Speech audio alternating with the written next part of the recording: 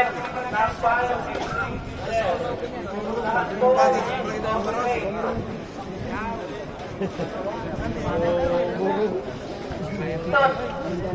Ine-demo natin dito yung paggamit.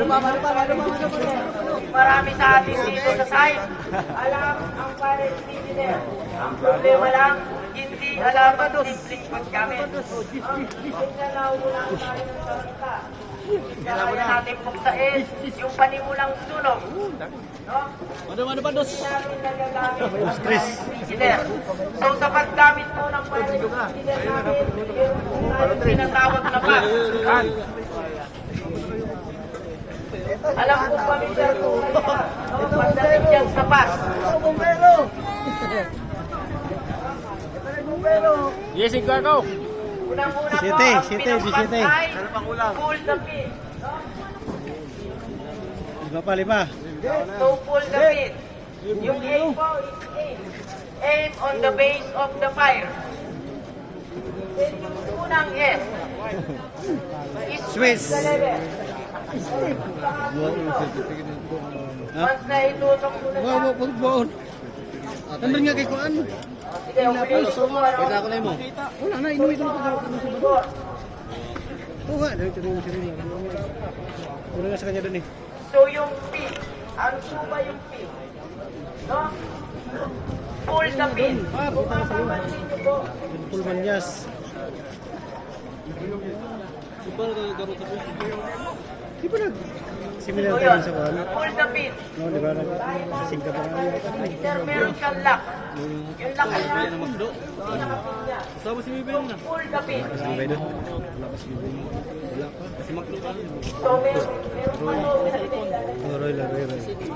Ay, Roy, wala. meron tayong tinatawag na twisted Absent sila nun. pagdating sa pin. Meron tayong yung tipak. Yan yung mga bago. Ano lang tayo, 30 lang tayo, may kita na. Twist nyo muna siya or pipilitin bago nyo tanggalin yung pin. Sa ngayon, lahat tipan yung ginagamit. Dahil yung fire extinguisher before na walang twisted pin is madaling nabubunot ng worker. So, maglalaruan sila. Since ngayon, nagkaroon ng twisted type ng pin, so at least secure, hindi mo na basta-basta mabubunot. Baka kayo, nandun kayo sa traditional na kaalaman doon tungkol sa pin. Uulitin ko, may mga twisted type ng pin. Baka hila kayo ng hila, ayaw matanggal. Kasi nasa isip lang natin, pull the pin. Nakalimutan natin yung or pipihitin muna natin bago natin ulit or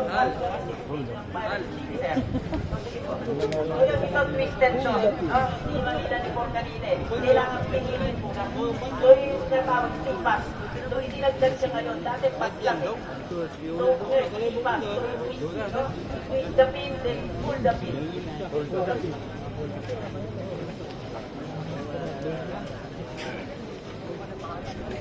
So yun.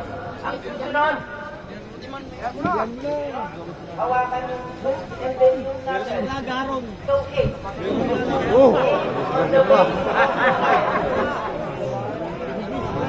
So okay. So naitutok na ni Por. Ito pa itutok ni Por, baka bugaran yung yan. Ayun. Okay. After niya na maitutok, so i-take ni Por. Ginamit naman niya yun. Sa kanila talaga usap lang. Yung dalawang which is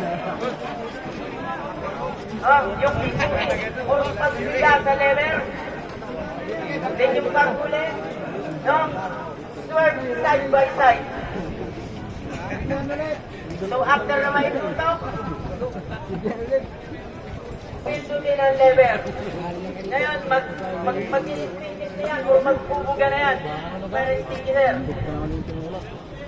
So meron sa atin, gumagamit nito dahil lang.